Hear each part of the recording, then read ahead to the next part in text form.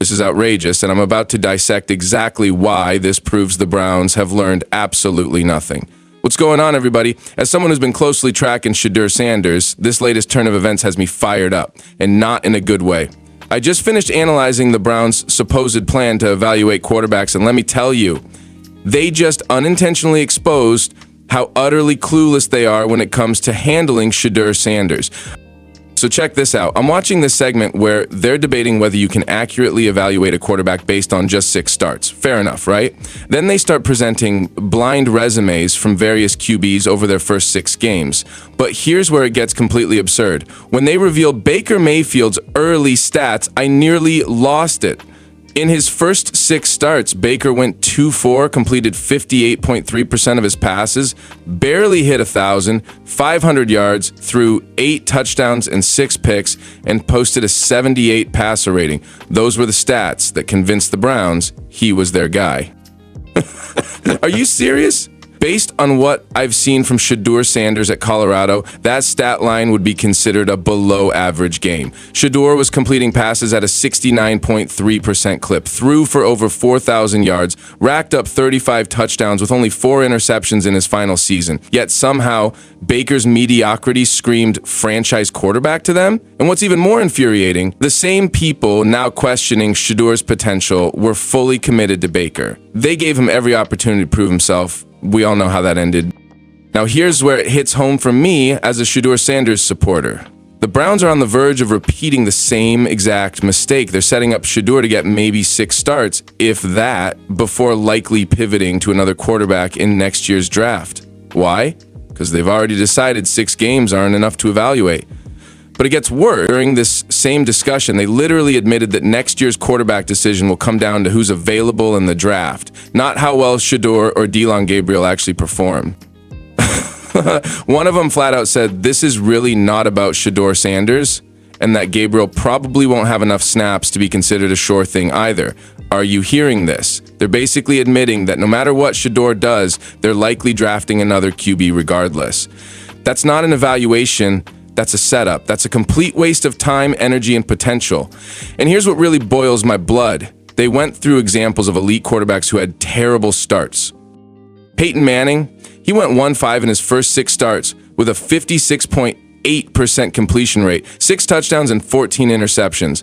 But the Colts believed in his upside and stayed the course. Josh Allen, same story. He went 1-5, had a 55.5% completion rate, and threw more picks than touchdowns early on. But the Bills nurtured his development, and now he's a perennial MVP candidate. Yet, even after seeing those numbers, these analysts still defaulted to saying, I definitely draft Arch Manning in the first round, and I'm taking another quarterback. They're presented with direct evidence that greatness can emerge from rough beginnings. And still, their first instinct is to jump ship. Then they double down. This isn't really about Shadur or Sanders. They probably won't get enough playing time to prove anything before next year. Really? Is that the standard now? You want a finished product after 5 starts? Let me be clear, this isn't just a miscalculation. It's a lack of vision. It's short-sighted, reactive thinking disguised as analysis. And unless the Browns change their mindset, they're going to mishandle a player with legitimate star potential again. This is nauseating, and I can't sit back and stay silent. What's happening to Shadur Sanders feels painfully predictable, and it's infuriating to witness. The Browns are about to throw a rookie quarterback into a dysfunctional situation. Limited weapons, an unreliable offensive line, and a coaching staff that already seems to be preparing for his replacement. And when Shedeur doesn't immediately look like Patrick Mahomes by week 3, they'll shrug and say, well, we need to see more before pivoting to yet another quarterback in the draft. The atmosphere in Berea is shifting, tangible, electric, and unrelenting. Something unfamiliar is bubbling beneath the surface in Cleveland, and it's far more than the typical off-season enthusiasm. Browns fans, brace yourselves. What's unfolding behind the walls of the Browns facility this summer might just become one of the most riveting and transformative storylines the franchise has witnessed in years. This team isn't tweaking, it's overhauling itself from the inside out, and every decision they make sends a resounding message about their ambitions. And I'm here to break it all down for you. So smash that like button and drop your take on Kevin Stefanski in the comments. Some want him out. Others say he deserves a shot at redemption. Where do you stand? The Cleveland Browns have shattered the old mold and thrown caution to the wind. The days of timid, injury-conscious sessions are over. In their place, a new culture forged in grit, aggression, and confrontation. If you assumed training camp would be another slow, sleepy build-up to week 1, think again. The Browns aren't sitting back anymore. They're gearing up to hit first, and hit hard. And the timing couldn't be more pivotal. The team has just released its training camp reporting schedule, confirming what insiders have whispered for weeks. Rookies are due in Berea on July 18, followed by veterans on July 22.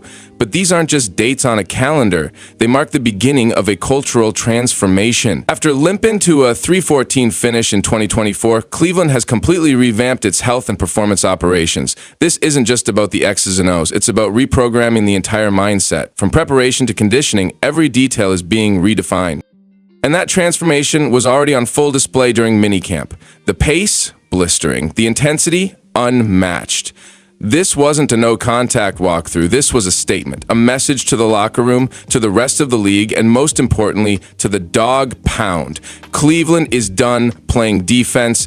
This team is building a new identity, one that throws the first punch. But underneath all this growing momentum is a brewing subplot that cannot be ignored, a storyline that's heating up just as the quarterback battle hits a boil. Enter Shadur Sanders, the rookie whose draft journey was as turbulent as it was controversial. Once projected as a potential #1 overall pick, Sanders slipped all the way to the 5th round, not because of talent, but because of doubt. Concerns about his maturity, his demeanor, his adaptability, and now that narrative just found fresh fuel. Sanders was clocked doing 101 miles per hour in a 60 zone on I-71 North near Strongsville at 12:24 a.m. A traffic ticket may not derail a career, but for a young quarterback trying to build credibility, it's a blow.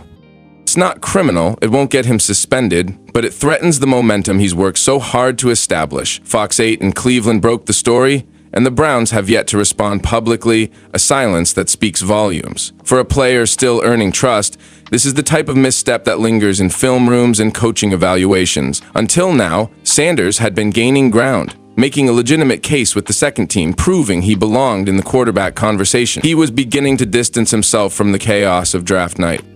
But this incident reopens old wounds and reignites the most critical question. Can he mature quickly enough to lead an NFL offense? This isn't a career-ending scandal, far from it, but it is a crucial test.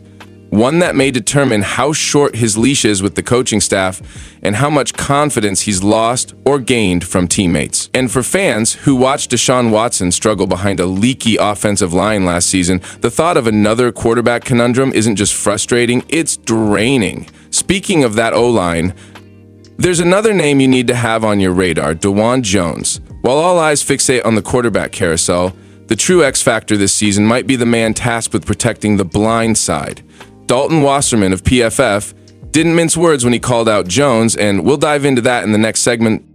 Branded with that label after back-to-back season-ending injuries and surrounded by a group of aging veterans, Dawand Jones now stands as Cleveland's only youthful pillar on the offensive line. His talent is undeniable, but this season it's not just about potential, it's about availability, dependability, and leadership.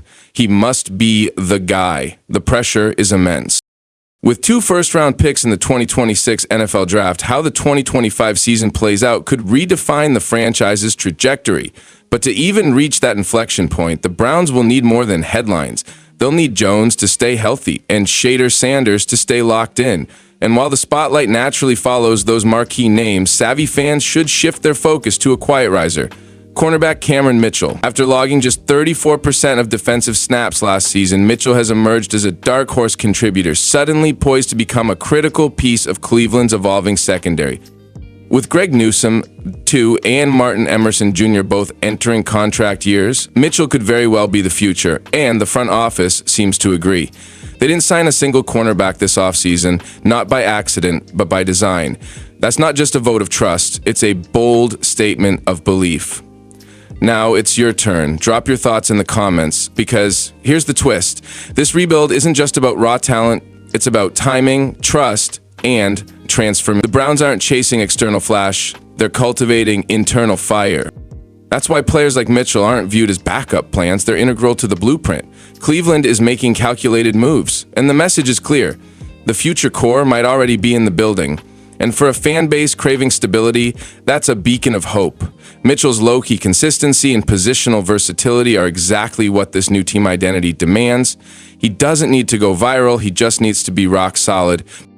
And if Cleveland's bet on him proves correct, he might not just be the next man up. He could be the next man to build around, lining up alongside Denzel Ward in a reimagined secondary.